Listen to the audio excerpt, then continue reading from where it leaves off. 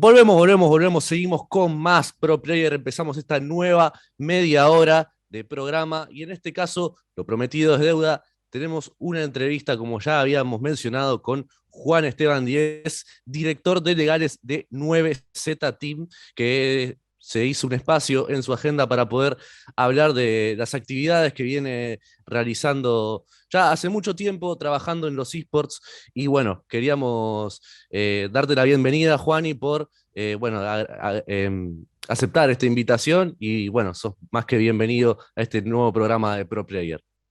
No, para mí es un placer, muy agradecido por la invitación y siempre a disposición de colaborar en este proyecto. Bien, Juani, vos sabés que últimamente, bien, no digo que sea recurrente esto, pero sí hay veces que pasa y toma a la escena como por sorpresa, como pasó hace 2 semanas que tuvimos tanto caso de Durani como caso de Heroic. Yo quería traer estos temas un poco a colación, como para saber cómo se trabaja en un equipo de esports desde lo legal para que no tengas inconvenientes, tanto sea con sponsors, tanto sea con los mismos jugadores. ¿Cómo es el trabajar dentro de un área de legales de un equipo de esports?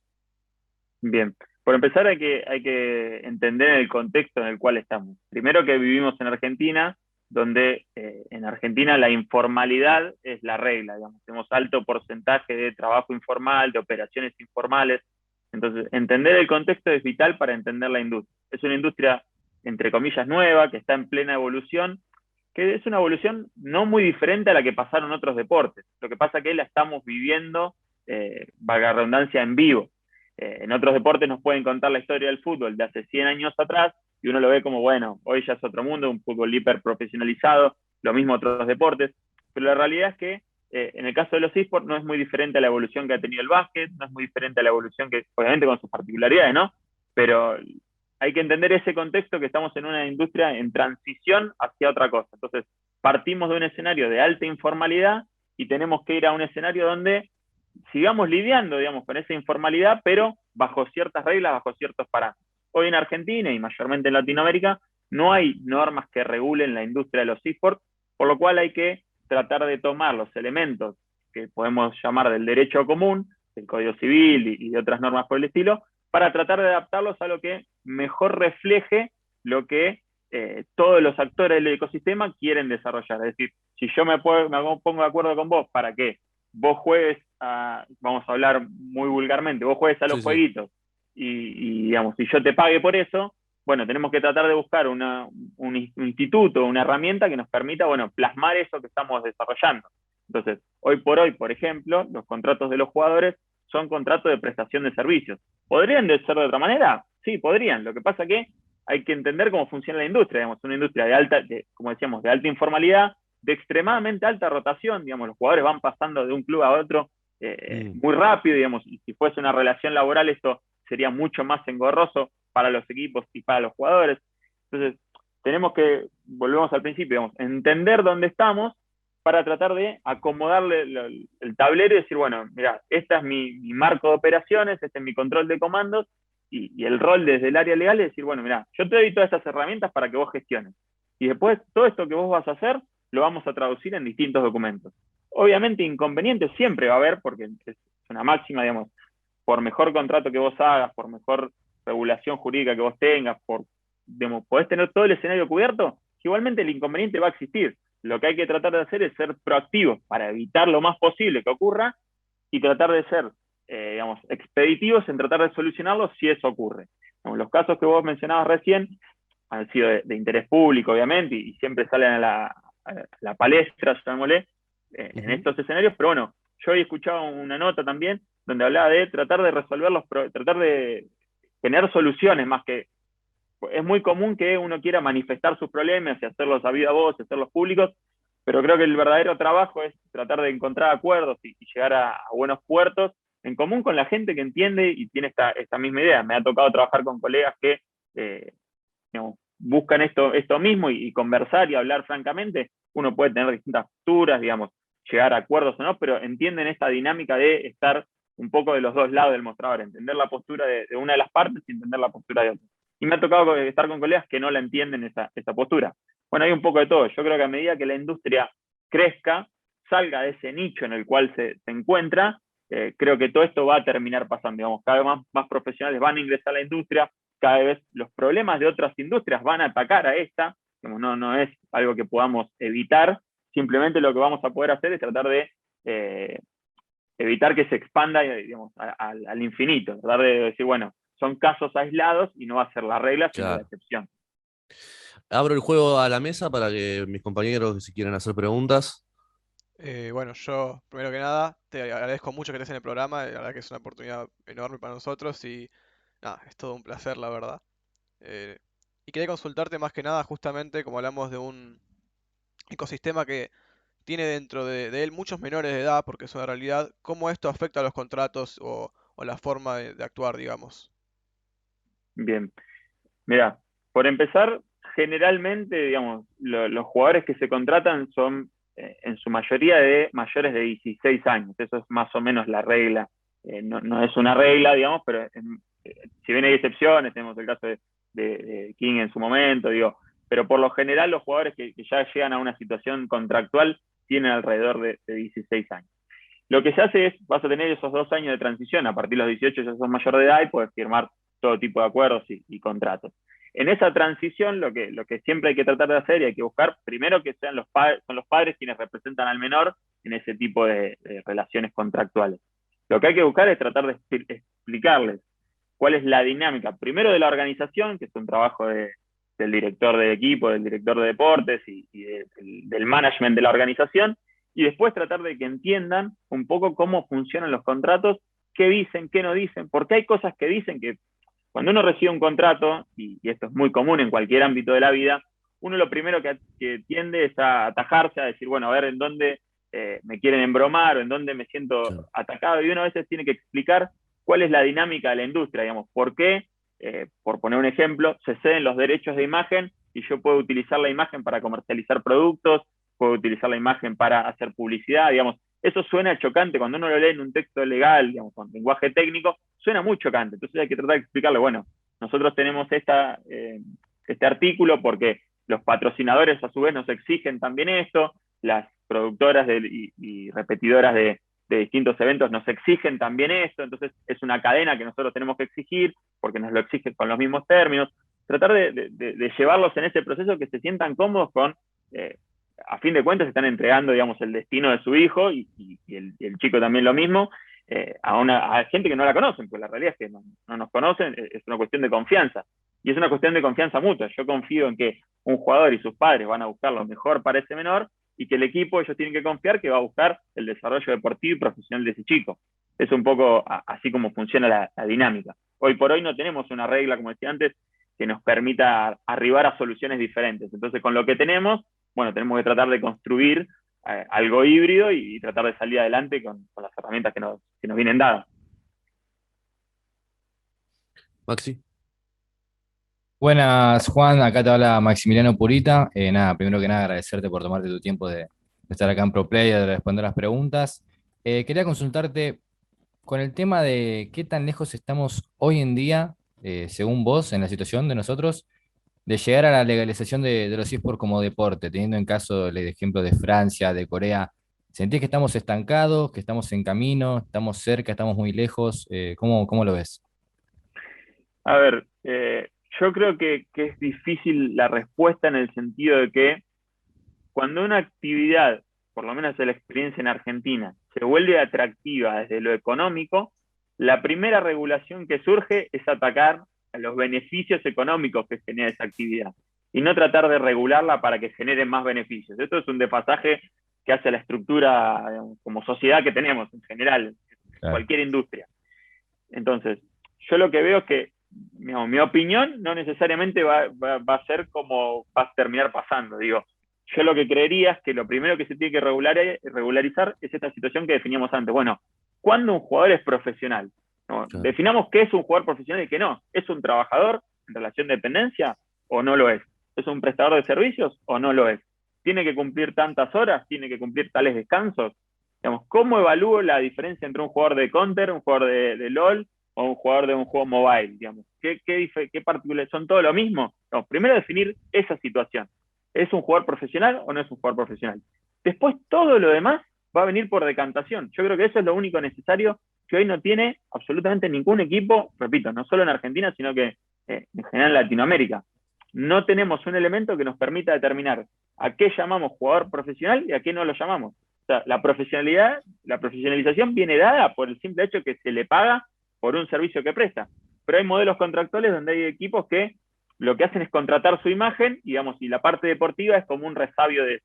Y otros que contratan en la parte deportiva y la imagen es llamémosle, algo necesario de ese deporte que practican.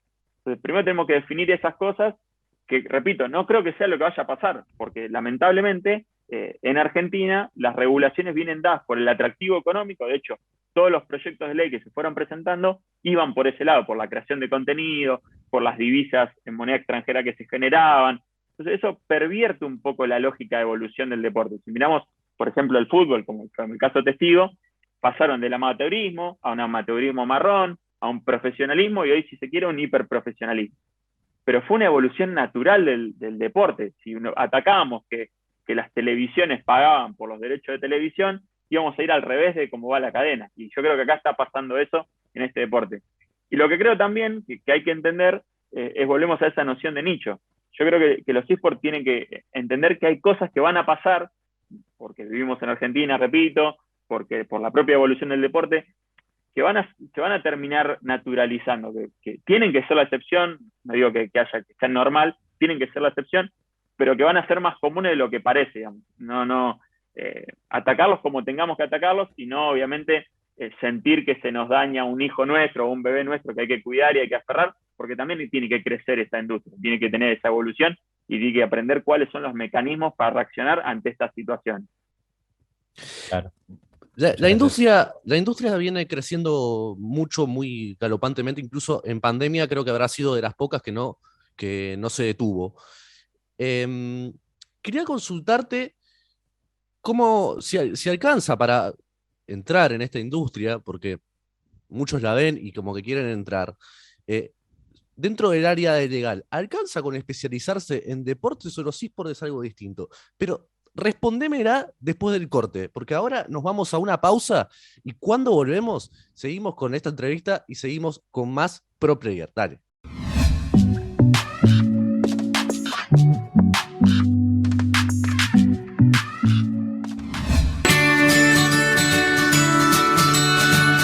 Andar, obra social de viajantes vendedores de la República Argentina. Planes de salud para empleados en relación de dependencia, monotributistas y particulares. Servicio de asistencia al viajero en cualquier lugar de Argentina y países limítrofes. Andar, su salud, nuestro compromiso. 0810-345-0184. andar.org.ar. Superintendencia de Servicios de Salud, órgano de control, RNOS 1-2210-4, RNMP 1252. La Asociación del Personal de los Organismos de Control, APOC, es una organización formada por técnicos y profesionales para dar más transparencia y control público a los habitantes de la Ciudad Autónoma de Buenos Aires. APOC, Juan José Tufaro, secretario general. Grupo Middle. Acciones y estrategias aplicadas a la comercialización de servicios. Comuníquese con nosotros. 011-5258-7071.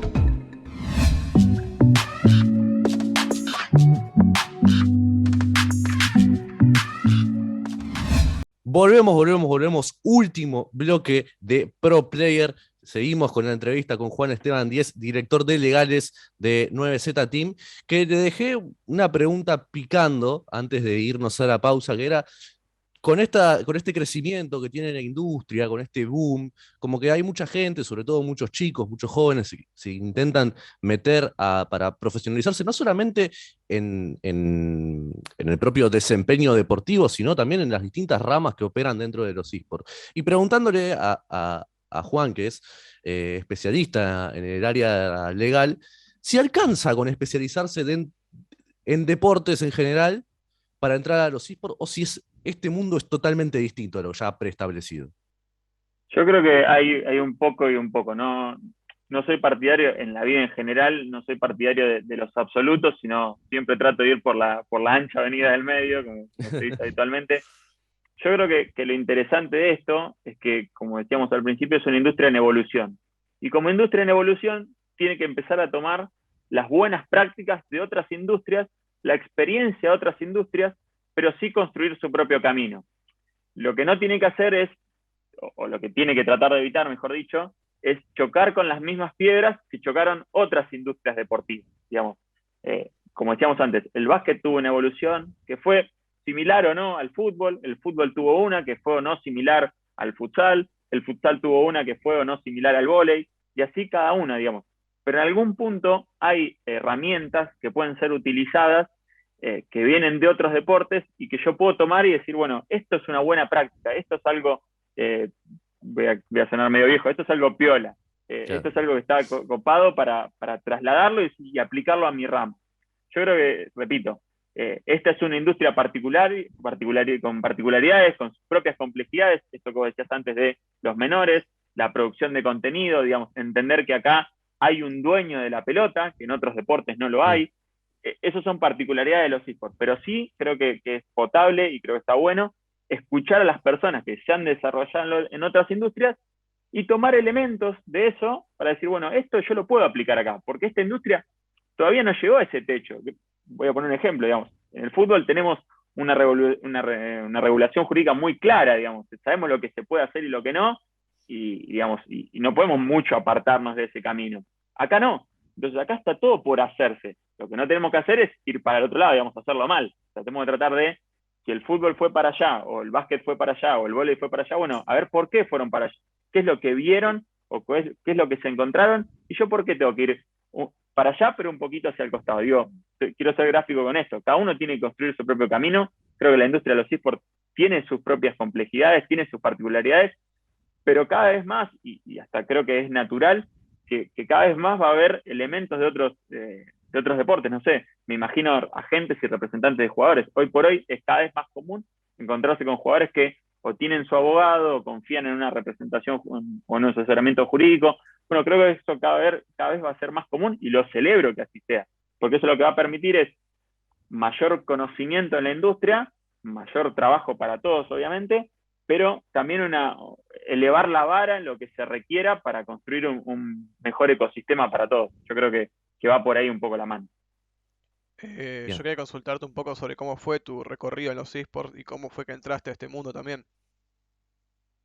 Mirá, yo como les contaba antes en la charla informal, yo en 2011 me especialicé en el ámbito deportivo, ya lo había hecho durante mis estudios en la facultad, pero a partir de 2011 cursé y aprobé obviamente un curso de FIFA y el CIES, posgraduado en Derecho y Management Deportivo. A partir de ahí empecé cada vez a especializarme más. Tuve la suerte de trabajar en el departamento de legales de Racing, de asesorar al club en varias comisiones, en varios organismos. Y en 2017, 2018 conocí a Gonzalo García, CEO de Furious, que él también estaba creciendo, que ella era un equipo con mucha fuerza, estaba en pleno crecimiento, en pleno desarrollo. Nos conocimos, pegamos una excelente relación que hasta el día de hoy se mantiene. Y se fue desarrollando un poco con eso. Él me invitó a asesorarlo jurídicamente a Furious.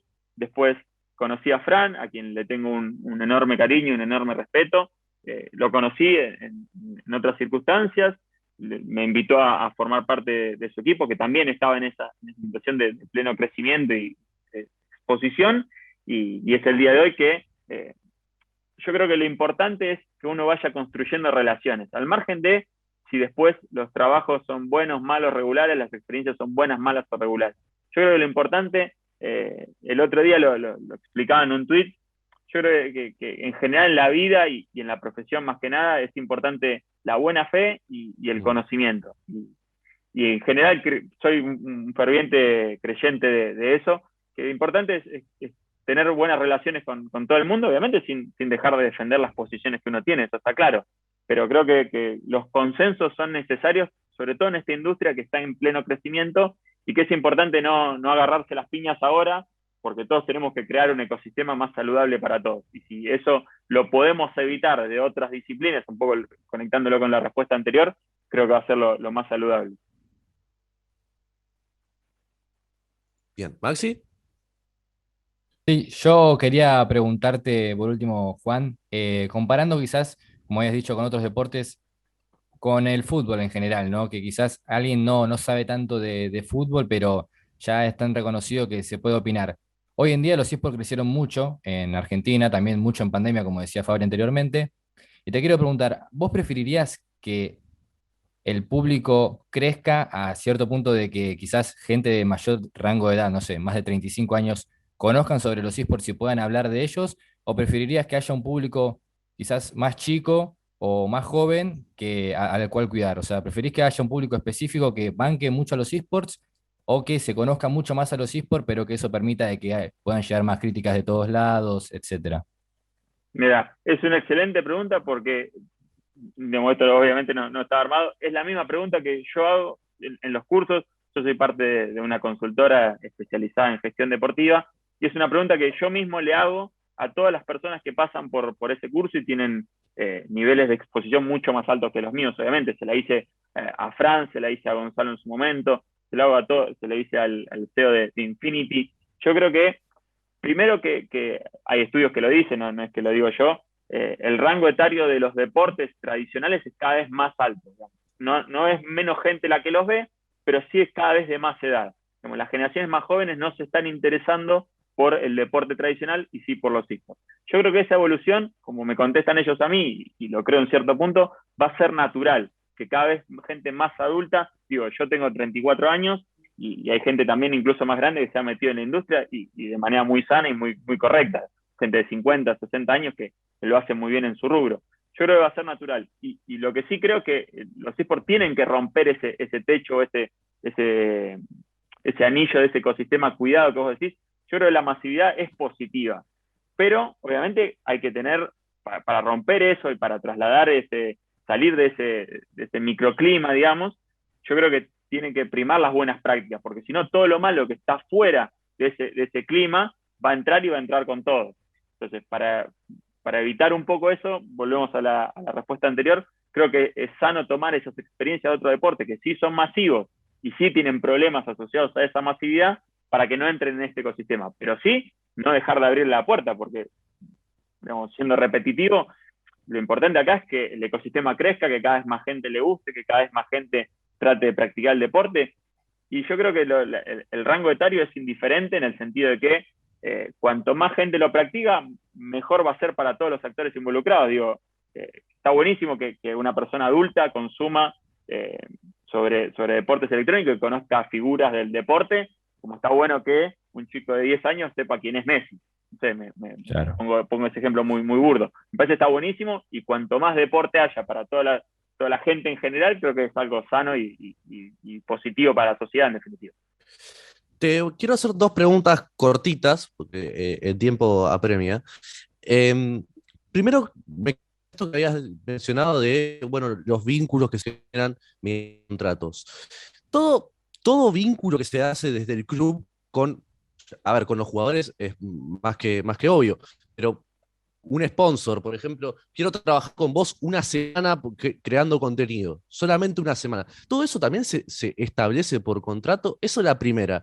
Y la segunda también es algo que suele pasar en esta industria. ¿Cómo se puede evitar el poncheo de jugadores? Bien.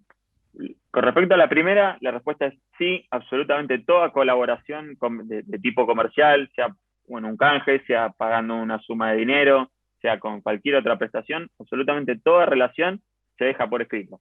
¿Por qué? Porque la buena fe está buenísima cuando está todo bien, pero cuando no está todo bien, ya empezamos a ver qué dicen los papeles, digamos, dónde tengo el respaldo de esa buena fe. Yo siempre lo que trato de explicar es, digamos, nosotros lo que tiene que hacer el contrato es reflejar eso que las partes acordaron. Digo, se juntan los gerentes de las empresas y digamos, se ponen de acuerdo en que vos me das A y yo te doy B. Perfecto. El contrato tiene que reflejar eso. Si el contrato, después de cómo se desarrolla ese yo te doy A y vos me das B, está buenísimo, que haya total libertad y que haya buena onda y que estemos todos bárbaros y estamos hiper amigos.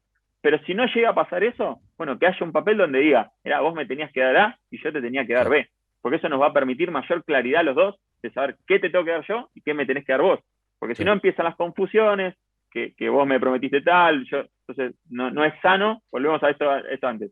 Las prácticas en el mundo empresarial en general, en el mundo de los negocios, son esas, digamos. ¿Por qué voy a volver 200 años para atrás si ya evolucionamos en ese sentido? En formalidad está buenísima en el marco de un contrato y algo escrito que te permita a vos esa flexibilidad de decir, bueno, si me das A y medio, está buenísimo, yo te doy B y medio, está buenísimo, pero si no me lo das, vos lo que tenés que saber es que vos me prometiste A y yo te prometí B. Eso con respecto a la primera. Con respecto a la segunda, es mucho más complejo. Yo lo que creo es que así como hay una evolución en esto que decíamos antes, en el tema de los contratos, en el tema de las buenas prácticas, yo creo que tarde o temprano los equipos se van a ver en la situación de organizarse entre sí para evitar estas prácticas. Creo que esa es la evolución natural, como pasa en absolutamente todos los deportes, digamos. Las prácticas estas se evitan cuando hay un organismo rector que las castiga. Como si vos no tenés nada arriba de esas organizaciones que castiga esa práctica, la práctica va a seguir existiendo. Puede haber buena o mala fe, pero digo, la práctica va a existir. Como repito, también existen en otros deportes. Digo, nadie va a ser tan ingenuo de creer que el Manchester City, volviendo al caso del fútbol, no llamó a Messi para decirle, che, ¿qué pasa que no renovaste tu contrato? ¿Querés venir al Manchester a jugar?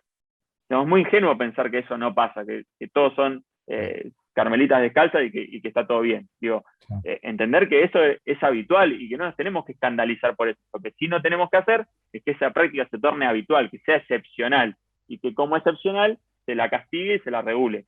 Pero es muy difícil regularla porque no es lo mismo, ponemos el mismo ejemplo, no es lo mismo los juegos mobile, que el LOL, que el FIFA, que otros juegos por el estilo, o que el Counter o lo que sea. Digo, tienen dinámicas muy diferentes, entonces no podemos aplicar la misma lógica para todos. Sí, lo que pueden hacer es, nos juntamos todas estas personas y entendemos que esta práctica es valiosa para la industria, bueno, la regulamos. Pero es muy difícil que haya una legislación de arriba que entienda, porque además ahí ya te estás metiendo en un terreno mucho más confuso de cuánto duran los contratos, qué duración mínima tienen, si tiene que haber un registro público de esa duración o no. ¿Y hace falta en la industria, hace falta en la industria un ente máximo, sea público o privado, el que sea? Yo no sé si es que hace falta, yo creo que tarde o temprano va a pasar. Entonces, como creo que va a pasar, mal que mal, digamos, es mejor anticiparse a eso y crearlo en el sentido de que sean los propios actores quienes tomen la rienda de eso. Yo creo que la intervención del Estado en ese sentido no va a ser positiva, todo lo contrario. Creo que al no entender la lógica del mercado va a romper eso. Entonces, me parece que la evolución natural es que sean las propias organizaciones quienes decidan su futuro, ya, entre comillas, ¿no? Estamos dialogando con Juan Esteban Díez, director de legales de 9Z Team. Se nos acabó el tiempo. Ale, perdóname si se te quedó alguna pregunta en el tintero. Yo ya tenemos que cerrar el programa porque la verdad estuvo muy interesante la charla. De hecho, se pasó volando increíblemente. No me queda más que agradecerte por charlar con nosotros, por charlar con un pro player. Y bueno, dejaros tus redes sociales para que la gente te siga, Juani. Bueno, muchísimas gracias a ustedes por la invitación, siempre hiper agradecido, muy contento de participar, siempre a disposición de lo que necesiten. Y me pueden seguir en Twitter y en LinkedIn, Juanes10, así que nada, a disposición siempre para todo el mundo. Te agradezco nuevamente y nosotros vamos despidiendo este programa de Pro Player, programa con todo, muchísima información, ya una entrevista más metida en lo que es este programa y nosotros nos encontramos recién el viernes que viene, así que quédate prendido a toda la plataforma de la Confederación Argentina de Deporte. Nosotros nos volvemos a encontrar recién la semana que viene. Chao, abrazo.